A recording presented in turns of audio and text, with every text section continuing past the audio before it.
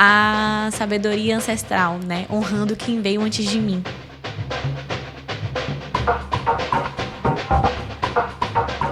Das maiorias minorizadas, né? Porque, por exemplo, o negro no Brasil não é minoria.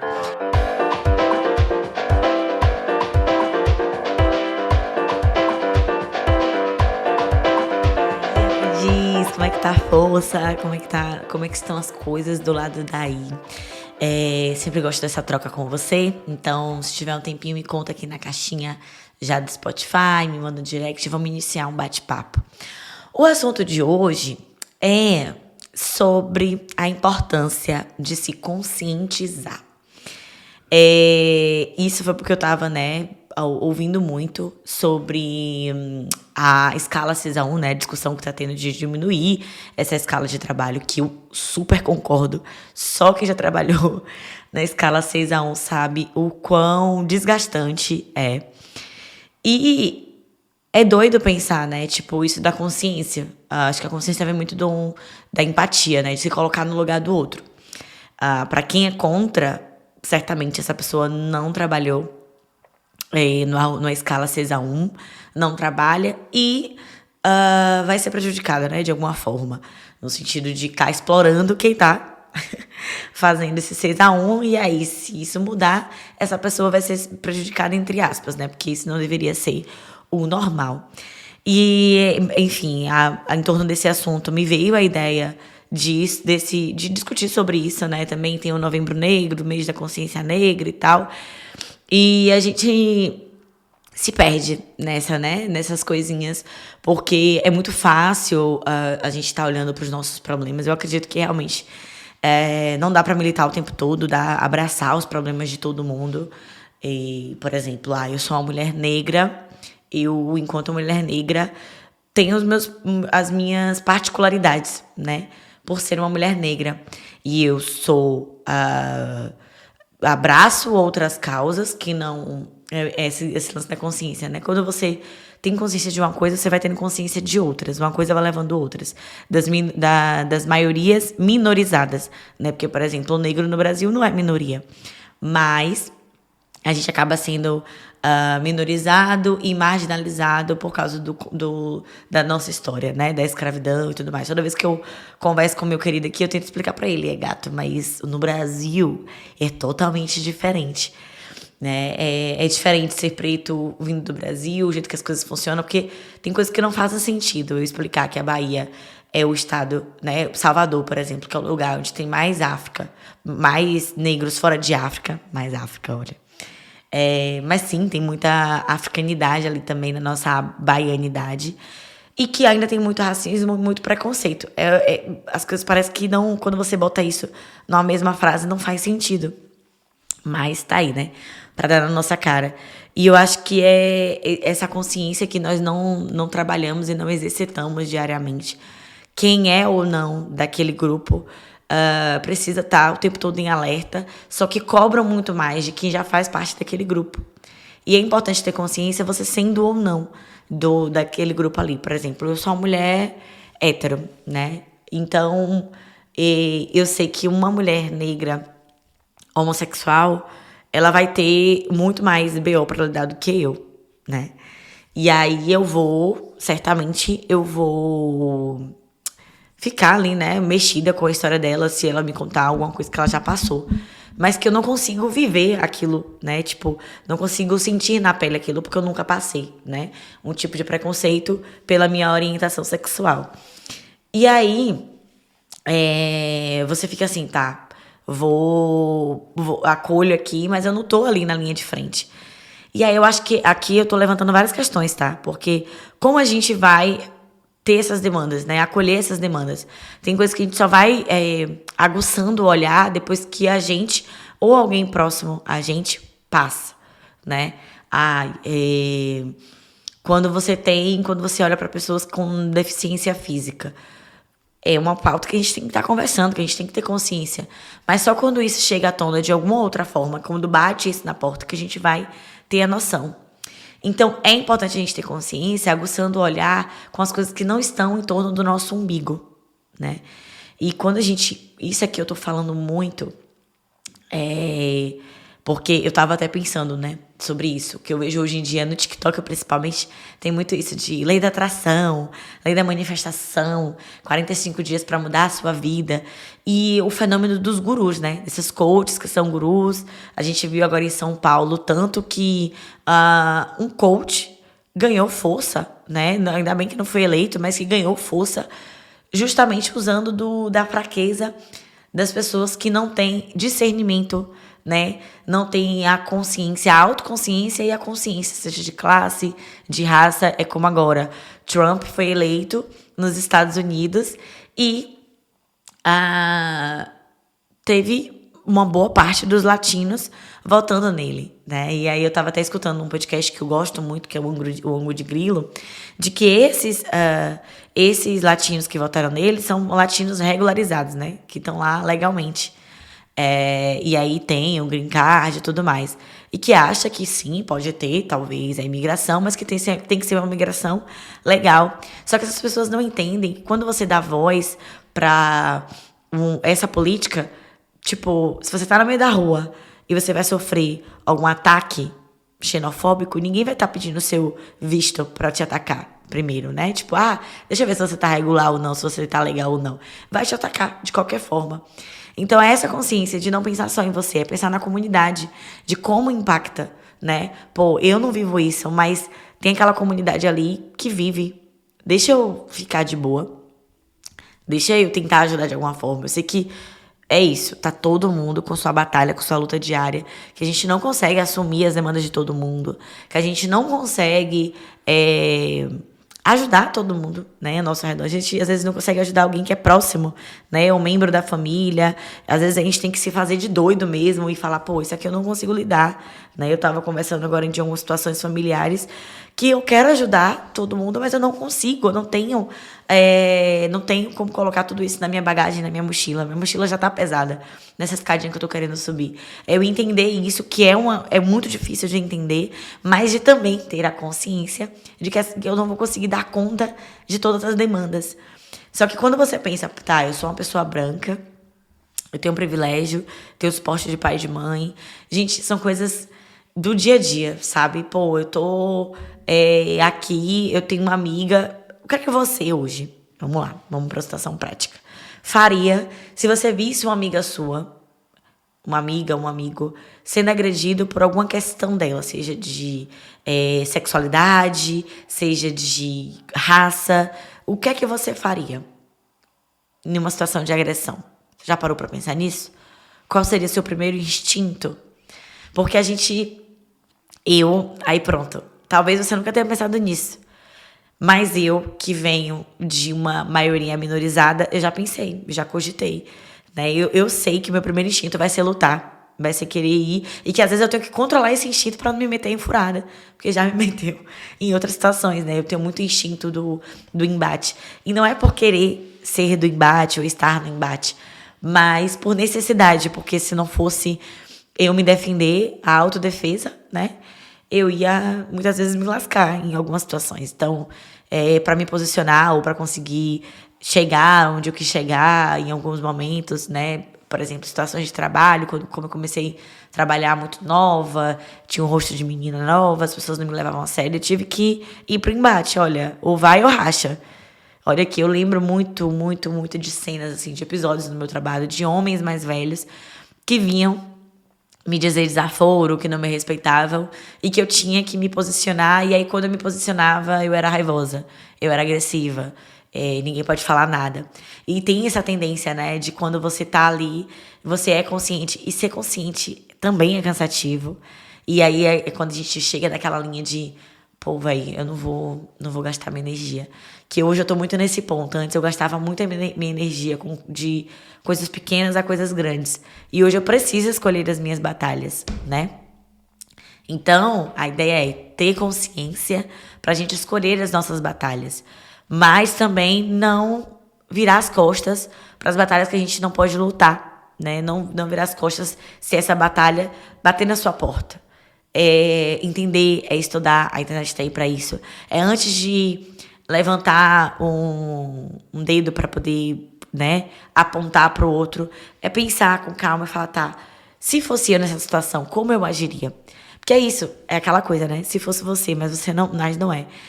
Cada um vai ter uma história. Então, o jeito que cada coisa pega, tipo, coisas que são gatilho pra mim, pode não ser gatilho pra você, sabe? Coisas que me incomodam muito, pode passar despercebido por você. Pode você achar, incomodou, mas é isso mesmo. Então, é essa a importância da diversidade também. De termos pessoas de de várias origens no nosso círculo, no nosso meio, sabe? Por exemplo, eu sempre fiquei puta da vida quando eu escutava alguém falando, né, contra a imigração e tal. E aí hoje eu entendo que tem uma parte, e olha, gente, pelo amor de Deus, não vai entender isso aqui mal, mas que tem uma parte dessa política anti-imigração que faz sentido. Uma parte muito pequena, eu sei. Mas é quando você olha pelo outro ângulo. Não de nada extremista. Não é. Eu jamais seria lá do Trump, por exemplo. Ou seria, né, a favor disso. Me dá nojo dessa situação. Porque os países precisam da nossa mão de obra. Precisam da nossa vinda, né? Por exemplo, aqui na Europa. A maioria dos países são países que a população é velha, precisa da gente, precisa dos jovens. Mas não é ser anti-imigração, mas é realmente ter uma imigração de qualidade. Pronto, explicando melhor, né? Tem políticas que querem não aniquilar a imigração, mas trazer uma imigração que as pessoas que não incentivam a imigração ilegal. E aí, por exemplo, eu vou dar uma coisa mais próxima da minha realidade para tu entender. Aqui em Portugal, vem muita gente que entra e aí tenta se regularizar depois. Nesse meio tempo, até ela se regularizar, as pessoas vão usar a vulnerabilidade dessa pessoa contra ela. E aí a gente vê casos de brasileiros passando humilhação aqui. Então, às vezes, quando você vem de qualquer jeito, e lógico, aqui eu tô falando do Brasil, a gente, né, é um país... o Brasil é um país subdesenvolvido que passa por muita miséria e tal, mas não chega, por exemplo, em casos fudidos de países de guerra e tal. Só que aí, o que acontece? Que a imigração, em partes, teria que ser... Porque antes eu olhava, tipo assim, a pessoa falou, a imigração tem que ser mais controlada. Eu penso não no controle que seja uma imigração, aniquilar a imigração, a extrema-direita, de vir assim, nesse método Trump de ser e de fazer, mas de trazer essas pessoas de forma em que elas têm um apoio do lado de cá. Porque aí elas vêm de qualquer jeito e passam por xenofobia, passam por racismo, ficam vulneráveis e se lascam. Acaba, né, sendo até pior do que se fosse no seu país natal. Então, só morando aqui que eu consegui entender, porque a maioria das pessoas que você vê marginalizadas são imigrantes que fazem parte, né, que não teve uma escolaridade, não teve educação. Então, é trazer, por exemplo, aqui em Portugal, tem muito imigrante, mas não tem capacidade, nenhum órgão do governo que recebe os imigrantes para poder regularizar o visto, tem a capacidade de atender todo mundo. Tem gente que está anos e anos e anos e anos sem um visto porque o governo não tem. Então, é ter o controle disso, sabe? Nesse sentido, de deixar as pessoas, de educar as pessoas que estão aqui também para lidar com o imigrante. Mas é um problema que eu entendo, mas eu entendo a condução, né? Dessas políticas que são extremas, e eu não acredito em nada extremo, não acredito em nada endeusando. Eu fico muito indignada, e tudo isso também, a ideia desse podcast, né, da importância da consciência, veio eu conversando com meu querido no dia que Trump se elegeu, que eu falei, gente, são tempos assustadores, porque nós vimos isso acontecer, né, Trump sendo eleito, logo depois Bolsonaro, e eu tenho muito medo de Bolsonaro ser eleito de novo. Então você fica assim, cara, o que é que vai acontecer, né, porque quem vai ser o candidato que vai ter a força de Lula para poder estar ali, de trazer, de combater o bolsonarismo? Porque é isso, as pessoas se sentem, quando você vê essas pessoas no poder, as pessoas se sentem confortáveis confortáveis em deixar os preconceitos dela à tona. Tu tá me entendendo? Então, eu acredito que tem que ser justo. Seja imigração, que seja legalizada. Acredito que sim, tem pessoas que têm que se comportar, né? Às vezes, por exemplo, tava tendo casos e é foda. Quando você tá fora do seu país, a primeira coisa que vai ser falada é a sua nacionalidade. Então, quando roubam alguém fora do país, sei lá, alguém foi roubado, vão perguntar, é brasileiro? É português? De onde ele é? Se ele não for português, vai ser o motivo ali em cima, sabe? Então, nesse sentido, é complicado, porque acaba toda uma comunidade pagando. E é aí, nesse sentido que eu tô tentando te explicar, né? De que é difícil ter consciência e ser progressista ao mesmo tempo, né? E ter consciência, abraçar as pautas, querer que esteja todo mundo confortável. Parece que você tá sempre nesse estado de vigilância, atento. Olha o tanto, a volta que eu dei pra poder me explicar, pra você não me entender mal. Porque eu tenho consciência, né, de que tem discurso muito ofensivo, muito pesado, discurso de ódio, discurso que mata. E eu não quero, por mais que a minha comunidade não seja gigante assim, eu não quero dar voz pra esse tipo de gente. E que pra mim é essa problemática, né? Quando vemos pessoas do jeito que Trump é no poder, ou que um Bolsonaro da vida é porque dá voz para as pessoas que estão ao nosso redor no dia a dia, pra colocar os preconceitos dela fora do armário, né? Dar poder para essas pessoas. Então, ter consciência é difícil. É difícil, aprendiz. E eu acredito que se você vem me escutando ou parou pra me escutar agora, você é uma pessoa que tem um mínimo de consciência, de classe, de raça, de gênero. Enfim, eu acredito que você tenha, porque senão você não tava me escutando aqui em um episódio de 40 minutos. E é uma missão muito difícil, né? O que é que a gente pode fazer? E aqui eu levanto essa discussão. O que é que a gente pode fazer no nosso dia a dia pra melhorar? Às vezes, eu já falei isso, a ignorância é uma dádiva. Porque quando a gente vai tendo consciência das coisas, eu fico assim, nossa. Eu vou até contar pra vocês uma situação que vai acontecer. Ainda vai acontecer. E aí, no próximo episódio, eu conto como foi. Eu agora tô empreendendo. E pra mim, é muito difícil, tendo consciência, criar networking. Porque aí eu fico, cara, eu sou uma pessoa que eu não gosto de ter uma mente problemática, negativa. Mas esses ambientes de networking, geralmente eles são construídos por pessoas brancas que não têm a consciência de classe. Que acham que quem quer faz, que a lei da atração tá ali e tal.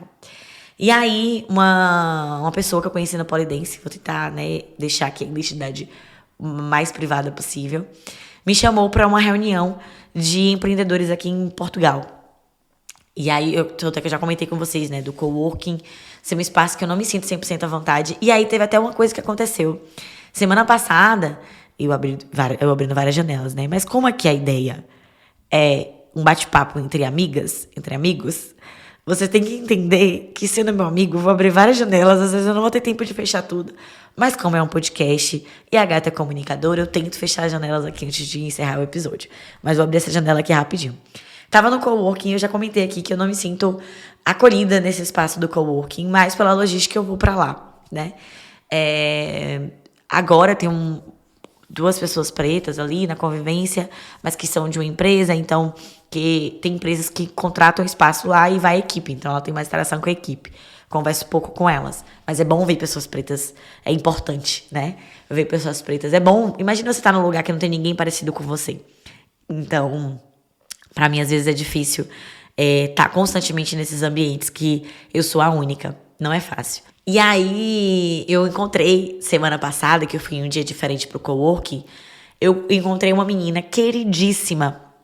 E quando eu parei pra trocar ideia com ela era colombiana. E já morou no Brasil e tal. E ela falou desse mesmo sentimento, né? Que eu fico na área de cima, que é uma área que é um ambiente que você pode fazer reunião. Porque eu troco muita ideia, mando áudio e tal. E eu falei pra ela que os primeiros dias que eu sentei lá embaixo, eu não me sentia à vontade, porque as pessoas estavam sussurrando, assim, baixinho. Eu até brinquei com isso com ela. E, gente, acho que negro, latino, pode ser um estereótipo, mas é um estereótipo que na vida real é real. Que a gente tem um tom de voz mais alto. E o europeu ele tem esse tom de voz mais baixo, assim, mais... que me dá agonia, particularmente falando. E ela muito queridíssima. E eu pensei logo, falei, cara, tem uma coisa em comum, né? Enfim, somos de países vizinhos, a gente tem alguma coisa comum, a gente conversou. Foi a primeira vez que eu conversei com alguém que não era brasileiro, que a conversa fluiu por horas. E isso foi incrível. Aí, beleza, fechei esse parênteses. E aí, essa pessoa do Polidense, que eu falei, né, que tinha aberto uma agência e tal, ela falou assim, tem uma reunião que eu vou toda segunda de empreendedores aqui em Portugal. E te convido pra ir e tal, não sei o que, não sei o que, não sei o que. E nisso tem mais de um mês que ela me chamou. E eu estou com um bloqueio, porque eu sinto que vai ser um espaço onde vai ser só eu negra, onde vai ser só eu jovem, talvez, porque ela até falou assim, leva um cartão de visita, porque o pessoal é meio antigo lá e tá assim, meio, né, cri-cri, aí eu criei um cartão de visita, vou imprimir, vou levar. Aqueles cartõezinhos que tem o nosso nome e tal. E eu falei, cara, eu quero criar networking, eu quero saber mais. Quando você tá com alguém que chegou lá, que já tem um negócio, né? É bom, você aprende, eu tento aprender, mesmo que essa pessoa não tenha nada a ver comigo, eu sei que tem alguma coisa que eu possa aprender e encaixar na minha realidade, respeitando a minha trajetória. E aí eu tô gravando esse episódio aqui, gente, no dia 12 de novembro. E aí ele vai ao ar na outra semana, né? Eu tô gravando na terça, vai ao ar na outra quarta, acho que é dia... vai ao ar no dia 20 de novembro. E aí eu já vou ter ido pra esse encontro que vai ser no dia 18. Eu conto pra vocês no próximo episódio como foi. Mas eu tô com um receio, né? Porque eu tenho consciência de que é importante fazer networking, mas eu não tenho paciência por ter consciência de que ele pode ser um ambiente de pessoas privilegiadas e de pessoas de uma classe social que não entendam as minhas particularidades, né? E eu, por ter consciência hoje, eu já não tenho paciência pra me encaixar. Lógico, gente, cada ambiente que a gente vai, vamos nos encaixando, nos adaptando, flexibilizando de alguma forma, né? Sei lá, se eu vou numa mesquita em um outro lugar, em um outro país que a tradição é cobrir os ombros, eu vou cobrir meus ombros. Mas eu não vou andar o tempo todo com meus ombros cobertos. Então, por exemplo, eu tô um pouco assim, né? Vou lá, vou dar essa chance e vou ver, né?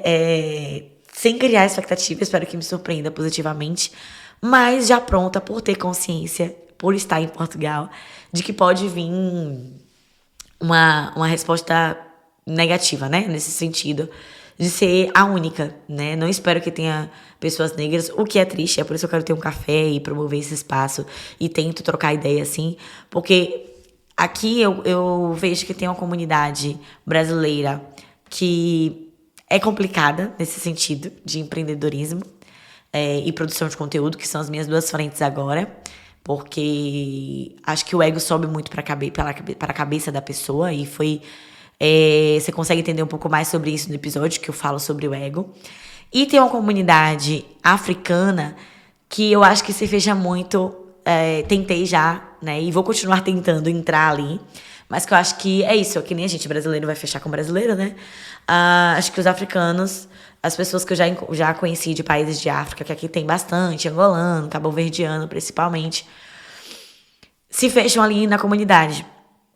E, enfim, é difícil ter essa consciência de entender, eu acho que eles se fecham na comunidade deles porque é isso, eles vão entender as dores dele, e enfim, e a comunidade, a identidade.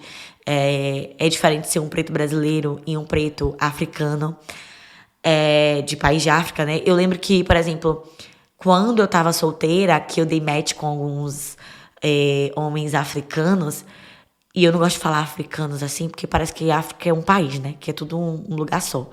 Mas vocês estão me entendendo aqui, né? Eu falo de países africanos, pra ficar mais, né, sucinto, mais ser assertivo essa comunicação. Eu sentia uma linguagem muito incisiva, muito puxada, assim, sabe?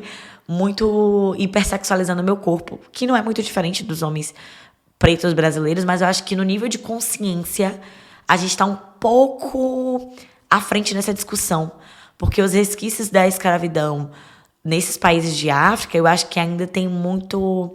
Isso aqui eu tô falando, né, de dois pontos diferentes.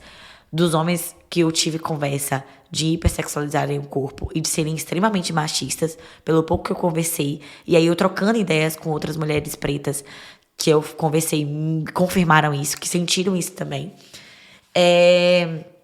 E aqui eu não tô querendo estereotipar, eu tô querendo, né, abrir esse diálogo. E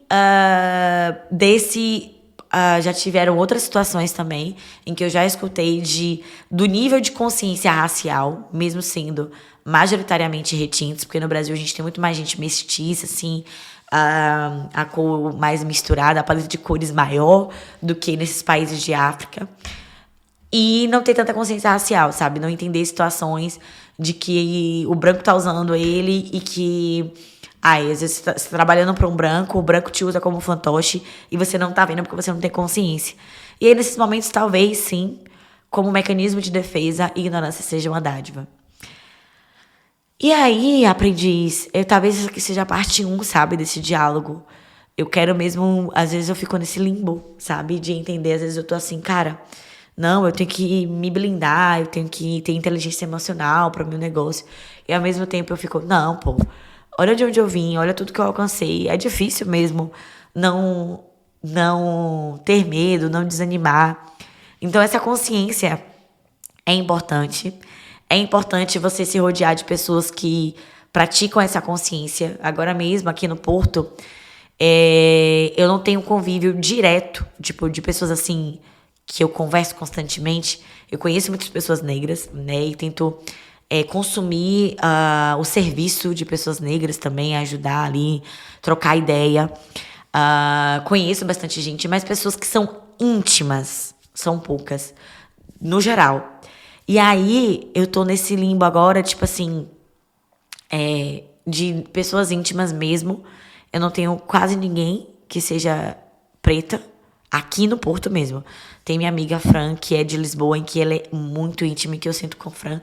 Parece que eu não preciso falar muito pra ser entendida. Tem um episódio com ela aqui. Mas que a gente se rodeie, mesmo que essa pessoa não seja...